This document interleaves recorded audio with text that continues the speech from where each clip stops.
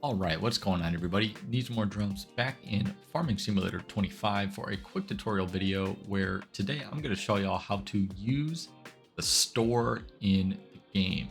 So the store is a great place, obviously, to buy your tractors and equipment, and there are a couple of ways that you can get there. So first things first, you can press the escape key or whatever key you have programmed to open your mini map, and then once you open the map, you can click on the store icon indicated by the shop, and it should say vehicle shop, and you can actually just press enter to visit, and bam, you'll be right at the store.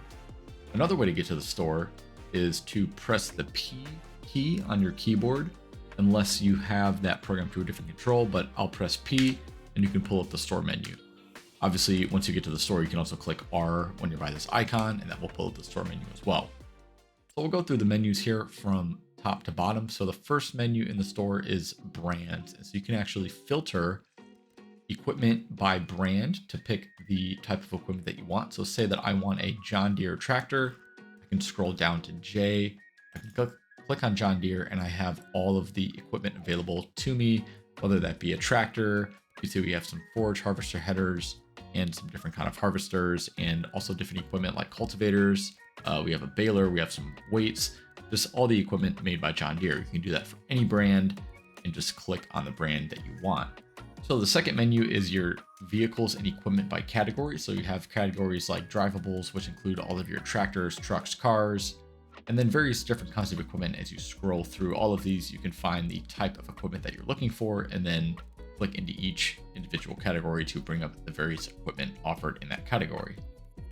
The next menu is packs. So this is something that was introduced in FS22 and it's brought back again in FS25. So say that you want to just get a quick jump start into a certain category. Say you want to make some hay, you can click on the hay category and it will give you some cheap options to just buy all the equipment up front, and then you'll have everything that you need to make hay. Same thing goes for sugarcane, for example. If you want to start a sugarcane farm, you can just buy any of all of this equipment, and then you have everything that you need for sugarcane. Fourth menu is a used vehicle sale menu. So this comes in handy a lot, especially if you're starting out and you don't have a lot of money. You can buy some equipment at a discount. However, this equipment typically has a lot of hours on it and will break down more frequently, but the price outweighs that option. So if you don't have the money, you can buy equipment at a cheaper price, but run the risk of it breaking down more frequently. So now after this, we have some mods and DLC. So this just shows you everything that you have installed in your game in terms of equipment mods. So as you can see, I have the Farming Simulator 25 Macdon Pack DLC that came with the game on release. And I also have these additional mods that I've downloaded from the mod hub. I have a couple tractors and some additional equipment as well. So anything that you have installed in the game will appear in this menu here. Then finally, we have just this others category. So these are actually just quick links to get you to different menus in the game. So if you click on this, you'll go to the animal dealer. If you click on this, you'll be able to access your wardrobe and customize your character. Instructions, your building menu and terraforming. Farmland allows you to buy and sell land. And then finally, vehicles will show you the vehicles that you own on your farm. So diving just a little bit more into the store, I want to talk quickly about some of these store icons and what they mean. So if we go into small tractors, for example, we can see if you scroll down to this John Deere tractor, we have a couple of different things that we need to pay attention to. So the first is the brand. Obviously, this is John Deere, which is right here. Next is the model number of the tractor. This is the 3650 model. Finally, we have the price down here of $45,000. And then over here, we have some other additional important information. So this first icon shows if you own the tractor or not. So obviously you can see we do own one. So this has a 1 next to it. This key icon here signifies a lease. So if we actually leased this tractor, there would be a 1 here. These next few describe certain properties of the tractor. So this engine icon describes how much horsepower is available for the tractor. This next icon here is the type of transmission. So the manual plus power shift means that we'll have to manually shift gears if we have the manual transmission option selected. If you have your transmission set to automatic, it will still act like an automatic transmission, but the true transmission of the tractor is manual plus power shift. Next, we have the fuel capacity of 118 liters for this tractor. Over here is the top speed, and then finally the weight of the tractor. So one thing to note with the engine is this can also be a range. So if we click over here into the Fendt, the 500 Vario tractor, we see that this engine horsepower range is actually 131 to 171, meaning that you can actually purchase engine upgrades for this tractor, which will increase the price, but will offer you more power. So the maximum power that you can achieve with this tractor is 171 horsepower, but it will cost more than this $152,000 amount that is shown here. Also, some tractors allow for some different abilities. So this tractor says that it's simply required to pull trailers and tools.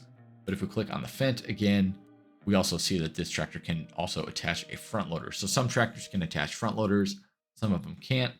Just look down here to see if that tractor has that capability or not. And going into some different equipment, we actually want to talk about some of the different fill types and some of the icons that are shown in these types of menus. So if we go into our seeders, for example, we can look at this Great Plains seeder, and you'll notice that the icons are a little bit different. So here, this icon, instead of the horsepower that the equipment actually has, this is the horsepower that is required to run the equipment. So as you can see, it gives two different numbers. So it has 81 kilowatts or 110 horsepower, meaning that you need 110 horsepower to run this equipment. The John Deere tractor that we just looked at has 116, meaning that we would be able to run this seeder at full capacity with that tractor. If you have a lower horsepower amount in your tractor than what is required by the equipment, chances are you may be able to run the equipment if it's not significantly lower. Say, for example, we had a 100 horsepower tractor and we tried to run this 110 horsepower seeder. We would probably still be able to run it, but it would run at a lower speed and would not be as efficient.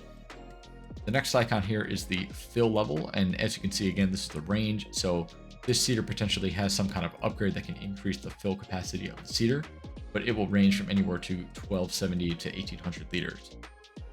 Next icon is the same as we talked about before, just the weight of the equipment. This icon here signifies the work width. So this seeder has a work width of 4.6 meters, meaning that it is 4.6 meters wide. And then finally, this icon here is the run speed of the equipment. So we would be able to run this seeder at 7 miles per hour. This changes from, equipment types and even between seeders. Some seeders may be able to be run at 7, some may be able to run at 9. It just all depends on the type of equipment that you have. Going down here to some of these other icons. So this shows the types of materials that can be filled into this equipment. So this shows that we can fill seeds, indicated by this icon here, and then fertilizer, solid fertilizer, indicated by this icon here. The last row of icons signifies the crop types that can be planted with this seeder. So as you can see, this can plant just basic grain crops and some other different crops as well. So we can plant wheat, barley, oats, canola, long grain rice, oilseed radish, grass, peas, and spinach. Any other crop cannot be planted by the seeder. So if we wanted to plant corn, for example, we would need a different type of equipment to do that. So speaking of planters here, we can actually see that the icons down here are a little bit different. As you can see, instead of planting like our grain crops like wheat and barley, these planters can only plant crops like corn, sorghum, and sunflowers, to name a few.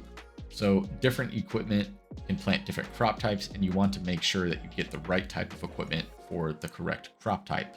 Similarly to that, we can look at certain trailers that can hold certain types of equipment. So as you can see, like some of these trailers here can hold basically anything, or some trailers may be a little bit more limited. So again, it's just important to look at the icons down here. Same goes for harvester headers. Some harvester headers can harvest, only grain crops like wheat and barley, whereas others are built for corn and sunflowers.